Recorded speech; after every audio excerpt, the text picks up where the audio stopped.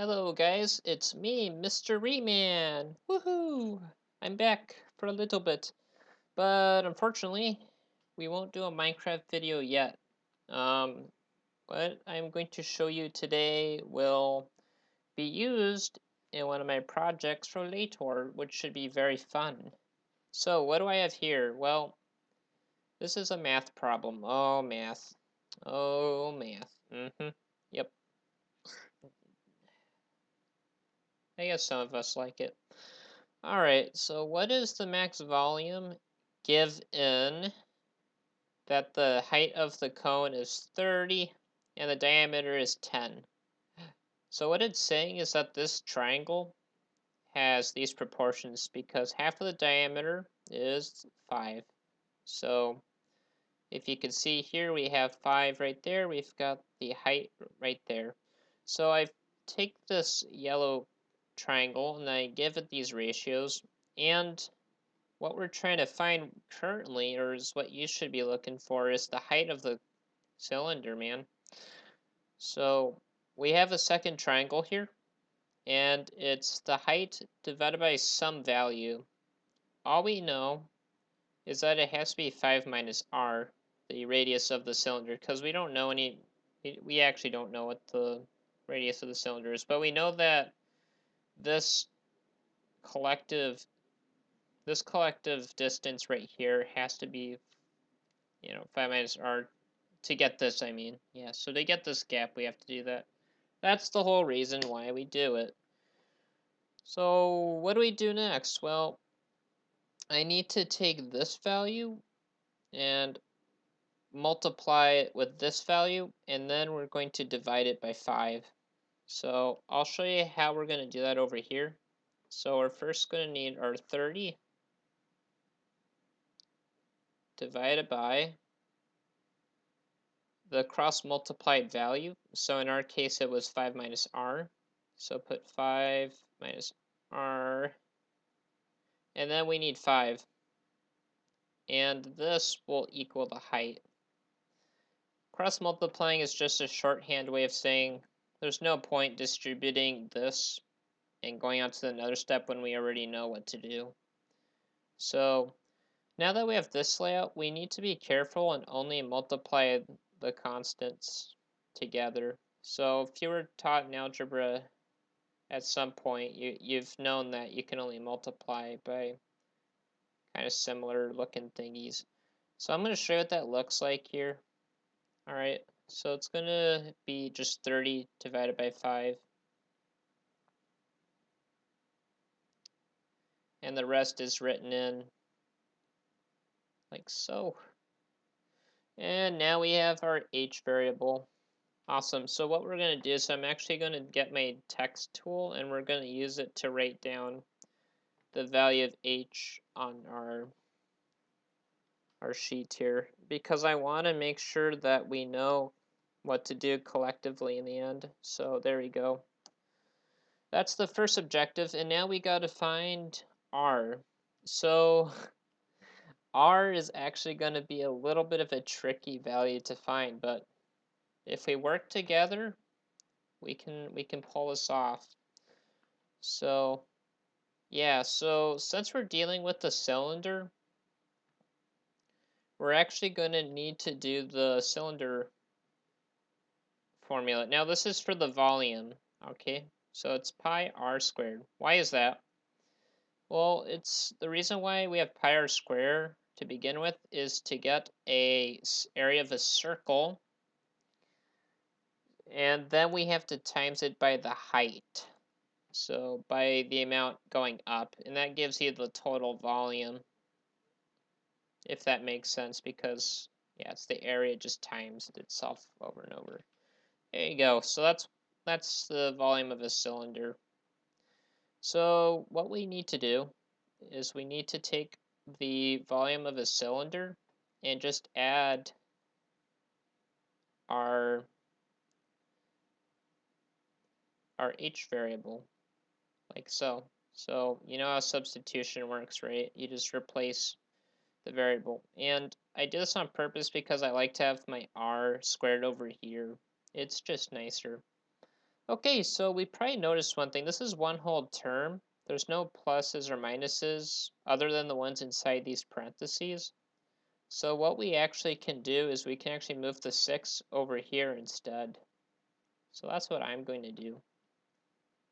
So I'm going to make this 6 pi.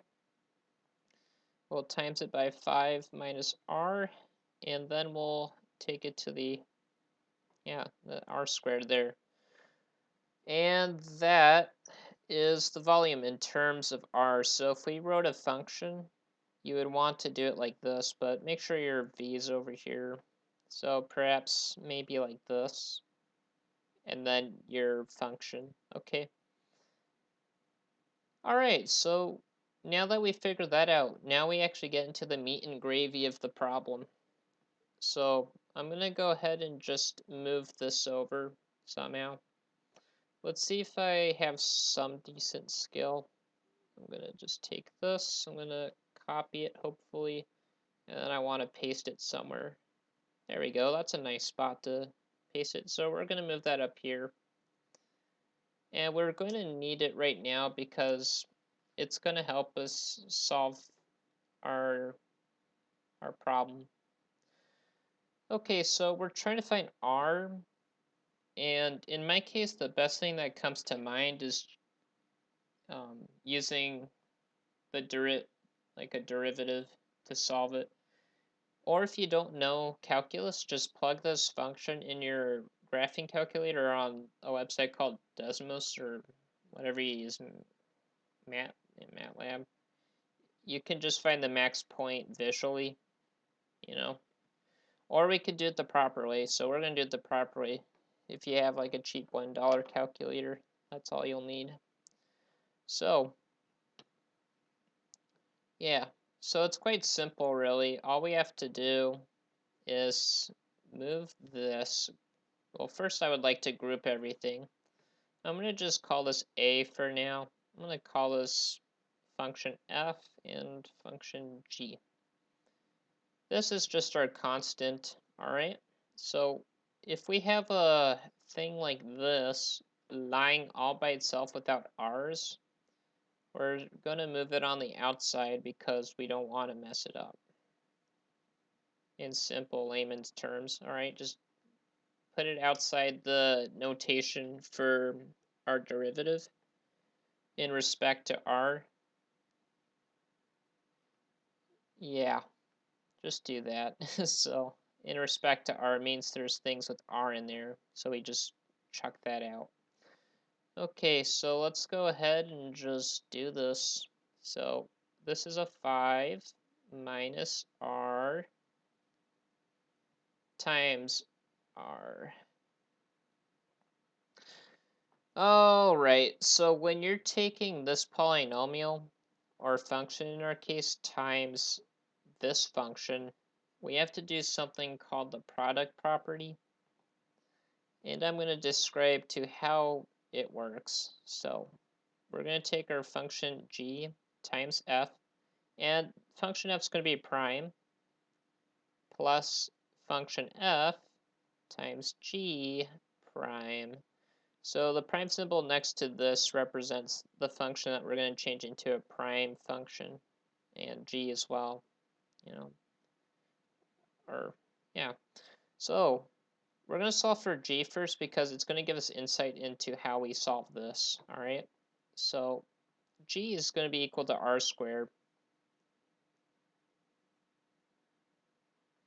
And what we have to do is when we just have something left like this with some exponent, we want to move the exponent as it is over here and then subtract 1. This is the power property.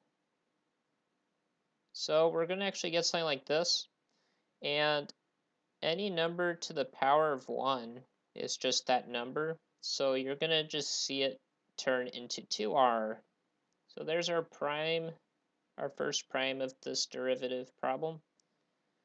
And now we need to solve for function f, which is actually not as bad as well. It's pretty simple. So like before, so you know how we moved the 6 and pi out? Well, this is different. So if we're actually inside the brackets and stuff, what we have to do with this is turn this 5 into a 0. So if it's just a constant like 999 or 20 by itself, you turn it to 0. Now, what do we do with this r?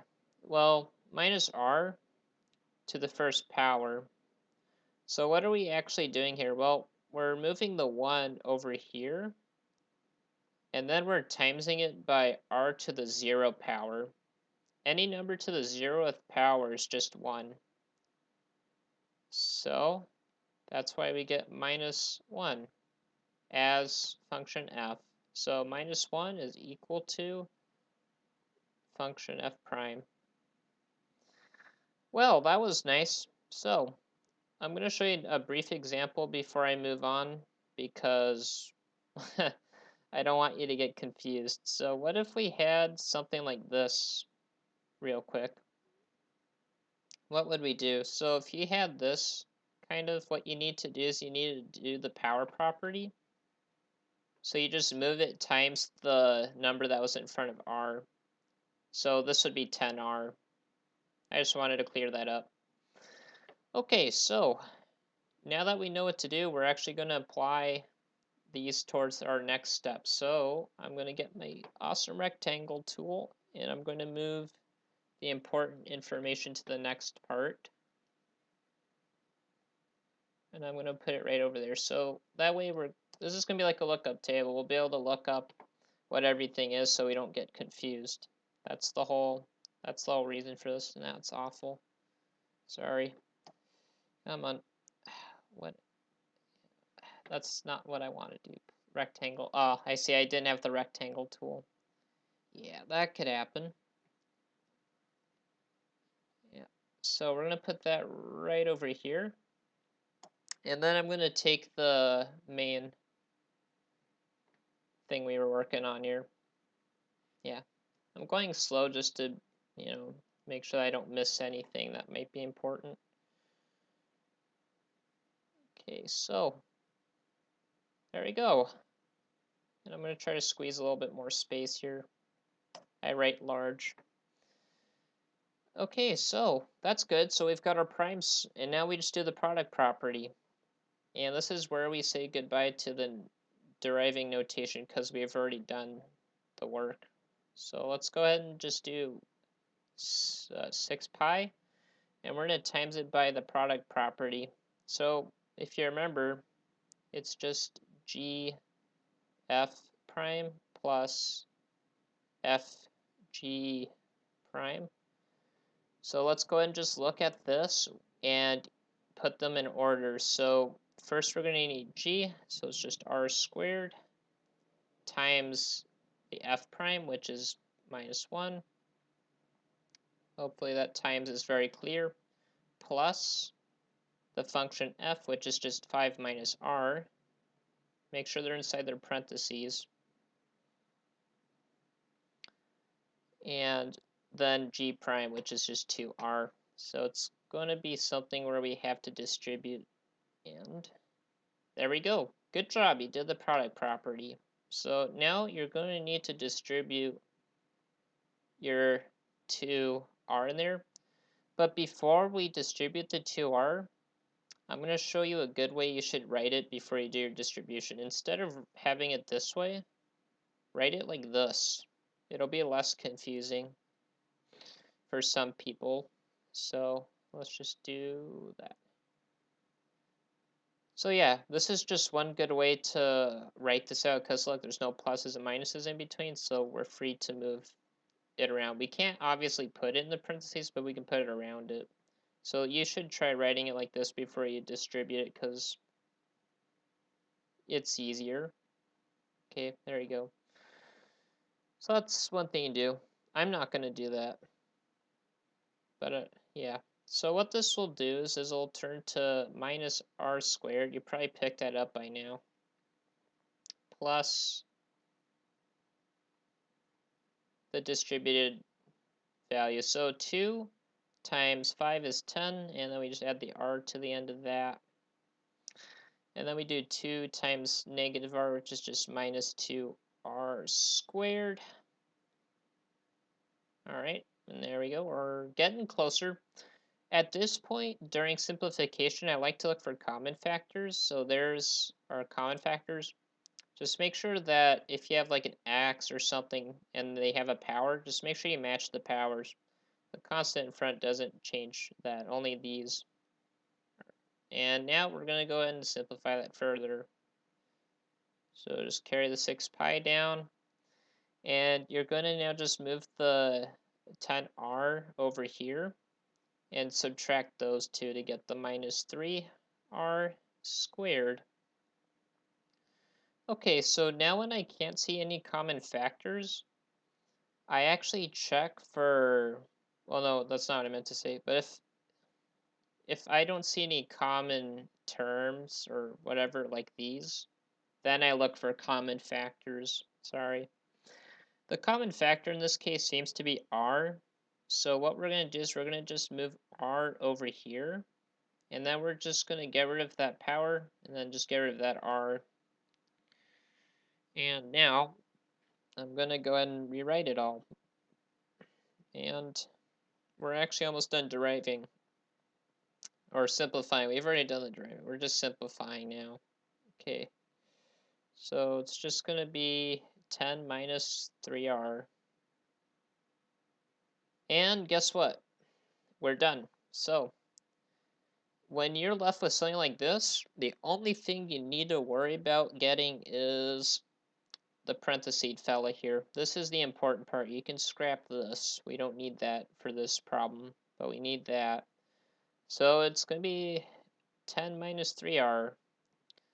But if you learned anything from algebra or something, you know that you can actually just figure out what r is at this point. So if we put 0 here, we can subtract the 10 to get minus 10, and then we can divide by 3, and that will be r. All right, and obviously negatives cancel out, and obviously the answer is going to be like 3.333333. So we're just going to round it to 2 decimal places for this problem. So yeah, we're done with our objectives. So now we've got r is equal to 3.33. Just for the sake of doing that, you can use an approximation sign because that's what it really is. So, believe it or not, we're actually legitimately almost done. So, what do we do now? We've got our h, we've got our r. We have r in terms of, or we have h in terms of r. So guess what? Now we get to plug in our r into the h equation. So let's just go ahead and do that. 6, 5, minus 3.33. Now, if you're using a cheap calculator, just do the 5 minus 3.33 first, and then times it by 6, and you're going to get 10.02. So now we know our height is now exactly, I'm just going to use an arrow, I'm sorry, I shouldn't use that. But our height is going to be just 10.02 now. Sorry. I don't know. I tried using there, but then that would just look like a limit symbol, and that's not cool. All right, so now you've got your 10.02. So now what do we do? Well, now we actually have to use the volume of a cylinder and solve the problem once and for all. So go ahead and plug in your pi. Now we can put in our 3.33 squared. It's a terrible looking 3. Get your 3.33 squared and then times it by the 10.02. And that'll give you your volume. So on my cheap calculator, I've actually memorized a good amount of pi digits, so I don't have to worry about that.